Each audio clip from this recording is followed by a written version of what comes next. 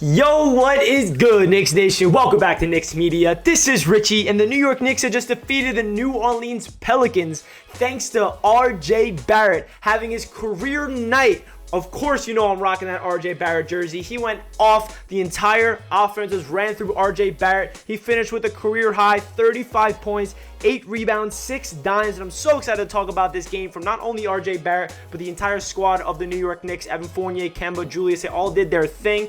I know that we should have blown them out earlier on in this game, and they did come back a little too much, and I wish it was a blowout, but hey, a W is a W, and in this video, I'm going to give you guys my thoughts about this game. Before I hop into it, I just want to mention, if you guys are new to Knicks Media, please make sure you smash that subscribe button, and if you want to check me out over on Instagram and Twitter, that is at nyknicks_media, and if you enjoy the video, please do not forget to thumbs it up. With that being said, let's get right into the recap. So going into tonight's game, we're coming off a great victory on the road against the Chicago Bulls, who were 4-0 going in. Big victory. We're 4-1. We're tied in the first seed in the Eastern Conference, and now we're going up against a New Orleans Pelicans team who are missing all their top stars like Brandon Ingram and Zion Williamson, and this is a must-win. These are the type of games that the Knicks got to take care of business on the road against depleted rosters, especially when there's injuries. We have to take advantage, and luckily for the Knicks, that's exactly what they did. They probably could have, blew them out, but hey, we're getting a little ahead of ourselves. A win is a win, but at the end of the day, they do need to clean up some things at the end of quarters. There were a time where we're up by 16, we're up by 15, and then we let the Pelicans come back. But then we still, we never gave up the lead, but it seemed like the Pelicans kept fighting back. And that's just a kudos to the Pelicans. They're a young, pesky team, and they're trying to fight their way out there. The Knicks cannot blow out every single team. I know that it seems like I'm trying to say that, but there are some things that needs to be cleaned up. So first and foremost, let's talk about RJ Barrett, because RJ Barrett had the game of his life. This was amazing to see, because you guys have been watching my channel for so long. You know I'm one of the biggest RJ Barrett supporters you'll ever hear from. And I've always preached that even though he has some rough games, do not read too much into it, because his mental ability is what separates him from other players. And I'm not just saying that because I'm an RJ fan. I say that because I genuinely understand where he's coming from, and I've followed RJ since he was in high school. I've watched so many interviews, and he always talks about his mentality. And he, even before he goes on the court, I don't know if you guys noticed this, but before RJ heads on the court, he goes like this, because that means he's flipping on his mentality. And Kobe Bryant's a big inspiration for him, and he always has that different mindset, and that's why I always feel like I have confidence in him. And what did RJ Barrett do tonight? Not only did he have a career high of 35 points, 8 boards, 6 dimes, 12 of 18 from the field, 6 of 8 from downtown, but the offense just ran through him. He hit so many clutch shots in the fourth quarter, and they gave him the ball. How many times has Knicks fans been begging for the Knicks to let RJ Barrett run the show for once? Let's see what we got, because how many times this year, even last year, RJ's camping in the corner, it's in Julius's hands. This year it's in Evan Fournier or Kemba, and RJ just seems to be the odd man out. Well, this time, and shout out to Julius, because Julius understood that RJ was going crazy, and he gave him an opportunity, because usually that's Julius Randle's job late in games, closing it out. But Julius understood that RJ Barrett is on a really another level during this game, so he gave him the ball. He sat back, and Julius Randle did not have to do a lot tonight. He did not do that much stuff statistically. He did not even shoot the ball, I think, more than 9 times. He was 4 of 9 from the field, Julius Randle. That's crazy that we have a team where we don't have to rely on Julius to go off every night in order to get W's. That's such a good sign. I know some people are getting a little concerned about Randle, and I'll get into Randle later on in this video, but let's continue talking about RJ Barrett. So for him to get 35 points, I think the most impressive part about this is not only did he have 35, but he had 6 dimes, and those dimes were very beautiful. There were a lot of opportunities for him to go up to the rim and shoot it, but he saw an opening and dishing it down low. So many alley-oops to Mitchell Robinson in the paint, in the clutch. He had a beautiful pass down low to Taj Gibson in the clutch. Not only is he going to the basket and finishing through contact, not only is he shooting off the dribble and hitting jump shots in your face, and he's also doing step-back three-pointers from beyond the arc. He's becoming a 3-level scorer. RJ Barrett's the youngest player on the team, and he is showing out. And this is why I've been saying that he's an ascending star for this Knicks franchise, and he's the future of this team. And we didn't even mention his defense. His defense has been the revelation so far this season. He's been very good on defense every single game. His offense has been a little sporadic. He's coming off a really good game against the Bulls, scoring 20, and then tonight, tonight, super efficient. I mean, 12 of 18 from the field, 6 of 8 from downtown. What more can you ask from RJ Barrett? And the best part about this is definitely that he closed it out in the fourth quarter, in the clutch, when it mattered the most. The Pelicans kept fighting back. It was like a 3 or 2 point game with like 2 minutes left, and I was going crazy. I'm like, oh my gosh, just please give the ball to RJ. He needs to close this game out. He's hot. Do not ice him out. They give RJ Barrett the ball. He comes off a screen. He shoots off the dribble from downtown. He drills it. I was going absolutely insane. I could not believe what I was witnessing. RJ just taking over a game like that.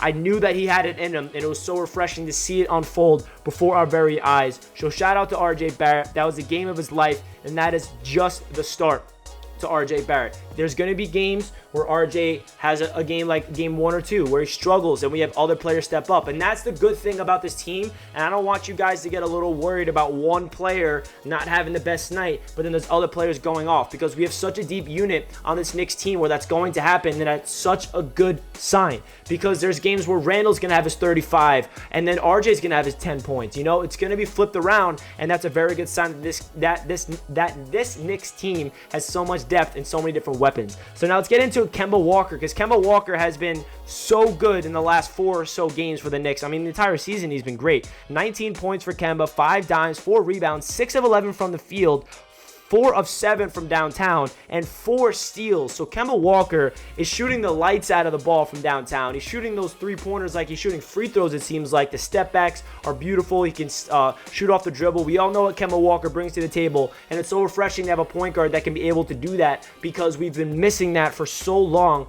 A point guard that can shoot the ball, it spaces everything. And not only is Kemba Walker a great, offensive threat, but he also gets his teammates involved, which is a great sign. Kemba with 5 assists at the point guard position. You really can't ask for more what Kemba Walker has brought to the table for this New York Knicks team so far this season. Evan Fournier had a really good game as well. 19 points, 2 assists, 1 rebound, 1 block, 2 steals, 6 of 14 from the field, 5 of 8 from downtown. I mean, this Knicks team from the three-point land was unbelievable tonight. Super efficient. I mean, between RJ, Fournier, and Kemba, they all shot well over 50% individually, and the Knicks as a team shot well over 50% as a team. That's such a good sign that the Knicks are shooting this well from downtown. Evan Fournier is just such a perfect piece to this Knicks team. It's what this Knicks team has been missing all last year, especially in the playoffs. Another guy that can create his own shot, that can get those step backs, be a playmaker. You guys hear me talk about how much Fournier means to this team, and it's awesome to see him be consistent, where it's not just like a one-game thing where Fournier does it here and there. Seems like every given night, Fournier is going to give us his 17, 18 points at least and put up those clutch 3-point jump shots. And for him to have 5 3-pointers, shooting 5 of 8 from 3, unbelievable. Shout out to Evan Fournier. Now let's get into Julius Randle. So this is an interesting topic. Julius had 10 points, 6 boards, 4 dimes, and only shot 4 of 9 from the field, 2 of 2 from downtown. There was a point where Randle, I think in the first half, was like 3 for 3. And this game, it felt like Randle just took a step back, and he wanted to let the offense roll without him being the focal point. And that's a good thing, because Randle does not need to rely on that. And Julius Randle needs to understand that, yes, he is a leader of this team. He does lead the team in points, assists, rebounds. The team usually runs through him, but it doesn't have to run through him at all times, because we have other weapons that are really good with the ball in their hands. And we saw RJ Barrett do just that tonight. I think we have confidence with Kemba Walker with the ball in his hands. We have confidence with Fournier. We definitely have confidence with Randle, because we know what he can do. And RJ finally showed it tonight that he is capable of taking over a game if you let him, if you give RJ Barrett an opportunity to do that. So for Julius Randle to take a step back and not have to do too much in the fourth quarter, he passed the torch to RJ. He was not chucking up a bunch of shots, and the fact that Julius only shot the ball 9 times and the Knicks just score 123 points, that is a very good sign. Now, talking about Randle's game in particular, there's definitely some things he needs to clean up. How many turnovers did he have tonight? He had two turnovers, not terrible, but he definitely has a little nick for turning the ball over a little too much. It does seem like he's forcing some shots, but I'm not too concerned. Julius Randle's a guy that's going to be working his ass off to get back into the gym and understand what he needs to do within this offense. He's still trying to, figure it out, because Randle's used to being the guy. Randle's used to being the leader. He's used to having to put up his 25 plus a night, because that's what last year was all about. Now Randle has to adjust and understand that there's other players around him that can take the load off of him, and that's a very good sign. I don't know how much I need to, stress that even though Randle did not have the greatest night statistically tonight, that's not the end of the world, because we got playmakers all around him. Now getting into Mitch. Mitch had another dominant night. 8 points, 5 rebounds, 3 of 3 from the field, 2 of 2 from the free throw line. That's definitely a shout out to Mitchell Robinson. Good to see Mitch out there getting healthy. 27 minutes of action. He just impacts the game in so many different ways. Even though he doesn't really pad the box score that much tonight, his impact is tremendous. All of his points seem like it came from RJ Barrett dimes, alley-oops, which is great to see. Then getting into the bench, who's the leading scorer off the bench? Taj Gibson. You love to see that. 13 points, 7 boards for Taj. 5 of 8 from the field, 1 block, 1 steal. Taj Gibson's, impact on this team is just through the roof. I can just go on how much Taj means to this club. His ability to come off the bench, his veteran leadership, his tenacity, his second chance opportunities on the offensive glass, his ability to finish through contact in the paint, because there's a lot of times where Randle and RJ feed him down low and he finishes it at all times. He has a good mid-range jump shot as well. His energy off the bench is phenomenal. Derrick Rose, he finished with only 5 points tonight, 2 of 6 from the field. He didn't have the greatest night. He only had 15 minutes of action. We really relied on Kemba Walker more than anything tonight. Alec Burks, he had 10 points, 3 of 6 from the field, which is a decent thing from Alec Burks off the bench. There are some times where Alec Burks has the ball in his hands a little too much for my liking, and I'm like, all right, Alec, let's get the ball moving a little bit. He does a little too much isolation for my liking, but at the end of the day, Alec Burks is a bucket getter, and he does sometimes prove me wrong, and he shoots those mid-range tough shots. He shoots those three-point jump shots, and he hits them, and he shot 50% from the field tonight. So shout out to Alec Burks tonight.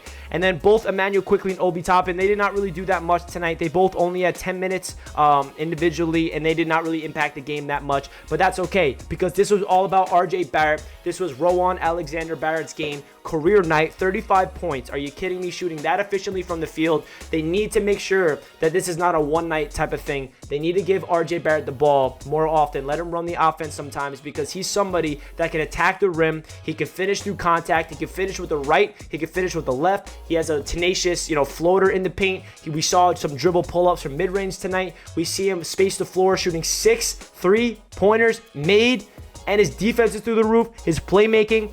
You guys hear me go crazy about RJ this entire video. I don't need to continue rambling about how much RJ Barrett did tonight, but man, I would love to hear what you guys have to say about the Knicks tonight. What are your thoughts about RJ having the career night, 35 points for the year 3 RJ Barrett? Man, that felt good. Hit that like button if you guys enjoyed, and please comment down below your thoughts and subscribe to the channel if you are new. I'll catch you guys in the next video, and let's go Knicks. Peace.